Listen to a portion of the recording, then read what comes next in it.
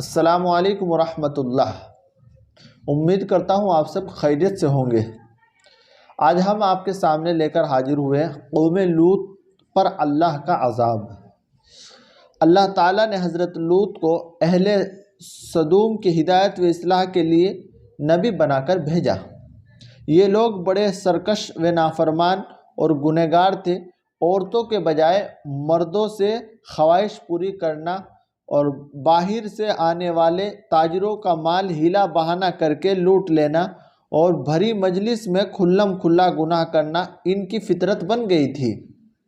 حضرت لوط علیہ السلام نے ان کو تمام برائیوں اور گناہوں سے بچنے کی نصیحت فرمائی، اللہ تعالیٰ کا دین قبول کرنے کی دعوت دی اور اس کے عذاب سے ڈرنے کا حکم دیا، مگر ان کی اس دعوت و نصیحت کا قوم پر کوئی اثر نہیں ہوا اور گناہوں سے باز رہنے کے بجائے آپ کو پتھر مار کر بستی سے باہر نکال دینے کی دھمکی دینے لگے اور مذاق کرتے ہوئے عذاب الہی کا مطالبہ کرنے لگے۔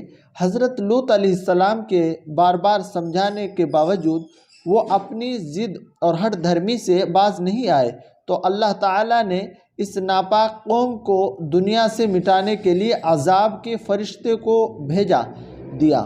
حضرت لوط علیہ السلام فرشتوں کے اشارے پر اپنے گھر والوں اور ایمان والوں کو لے کر صغر نامی بستی میں چلے گئے اور صبح ہوتے ہی ایک بھیانک اور زوردار چیخ نے سارے شہر والوں کو ہلاک کر دیا۔ پھر حضرت جبریل علیہ السلام نے اس بستی کو آسمان کی طرف اٹھا کر زمین پر پٹک ڈالا اور اوپر سے پتھروں کی بارش کر کے پوری قوم کو عذاب الہی سے ہلاک کر دیا۔ درختوں کے پتوں کے فائدے۔ اللہ تعالیٰ نے ہزاروں قسم کے درخت پیدا فرمائے جن پر بے شمار پتے ہوتے ہیں۔ ان کے بہت سارے فائدے ہیں اور یہ پتے ہمارے لیے تازہ اور صحت مند آکسیجن بناتے ہیں اور زہریلی گیس اپنے اندر جذب کرتے رہتے ہیں۔ اگر اللہ تعالیٰ ان پتوں میں صلاحیت پیدا نہ کرتے تو فضا میں زہریلی گیس پھیل جاتی، جس کے نتیجے میں انسانوں کو بہت سی بیماریاں لاحق ہو جاتی اور انسانوں کا جینا مشکل ہو جاتا۔ اللہ تعالیٰ نے اپنی قدرت سے درختوں کے ان پتوں کو بنا کر ہم پر بہت بڑا احسان کیا ہے، واقعی وہ اپنی بندوں پر بڑا مہربان ہے۔ دین میں نماز کی اہمیت۔ دین میں نماز کی اہمیت۔ ایک شخص نے آپ صلی اللہ علیہ وسلم سے عرض کیا، اے اللہ کے رسول، اسلام میں اللہ تعالیٰ کے نزدیک سب سے زیادہ پسندیدہ عمل کیا ہے؟ آپ صلی اللہ علیہ وسلم نے فرمایا، نماز کو اس کے وقت پر ادا کرنا، اور جو شخص نماز کو جان بوجھ کر چھوڑ دے اس کا کوئی دین نہیں، اور نماز دین کا ستون ہے۔ حضرت سہیل بن حنیف رضی اللہ عنہ کہتے ہیں کہ آپ صلی اللہ علیہ وسلم کمزور اور غربا مسلمین سے ملاقات فرماتے، ان میں کوئی بیمار پڑ جاتا تو ان کی عیادت کرتے اور ان کے جنازے میں حاضر ہوتے تھے۔ تین اہم خصلتیں۔ رسول اللہ صلی اللہ علیہ وسلم نے فرمایا، جس آدمی میں تین چیزیں ہوگی اللہ تعالیٰ اس کو اپنی رحمت میں لے لیں گے۔ نمبر 1، کمزوروں کے ساتھ نرمی کرنا۔ نمبر 2، والدین کے ساتھ مہربانی کرنا۔ نمبر 3، غلاموں کے ساتھ احسان کرنا۔ قیامت کے دن سب سے بدحال شخص۔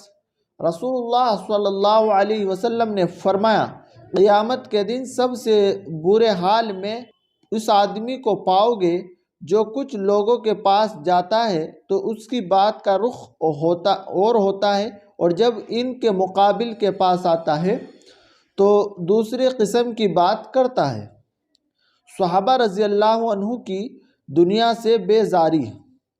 حضرت ابو ہریرہ رضی اللہ عنہ کچھ لوگوں کے پاس سے گزرے جن کے ہاتھوں میں بھنی ہوئی بکری تھی۔ ان لوگوں نے حضرت ابو ہریرہ رضی اللہ عنہ کو کھانے کے لیے بلایا تو انہوں نے انکار کر دیا اور کہا کہ رسول اللہ صلی اللہ علیہ وسلم اسی حال میں دنیا سے چلے گئے کہ جو کہ روٹی پیٹ بھر کر کبھی نہیں کھائی۔ جہنم کا غصہ۔ قرآن میں اللہ تعالیٰ فرماتا ہے جب جہنمی لوگ جہنم میں ڈالے جائیں گے تو اس کا خوفناک آوازیں سنیں گے اور وہ ایسی بھڑک رہی ہوگی گویا غصے کے مارے پھٹ جائے گی۔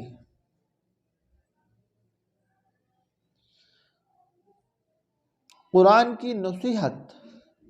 قرآن میں اللہ تعالیٰ فرماتا ہے جب تمہیں کوئی سلام کرے تو تم اس سے اچھے الفاظ میں سلام کرو، یعنی اس کا جواب دو یا ویسے ہی الفاظ کہہ دو، بلا شبہ اللہ تعالیٰ ہر چیز کا حساب لیں گے۔ اللہ تعالیٰ ہم سب کو تمام باتوں پر عمل کی توفیق عطا فرمائے اور جتنے اللہ پاک ہم سب کو صحیح عمل کی توفیق عطا فرمائے۔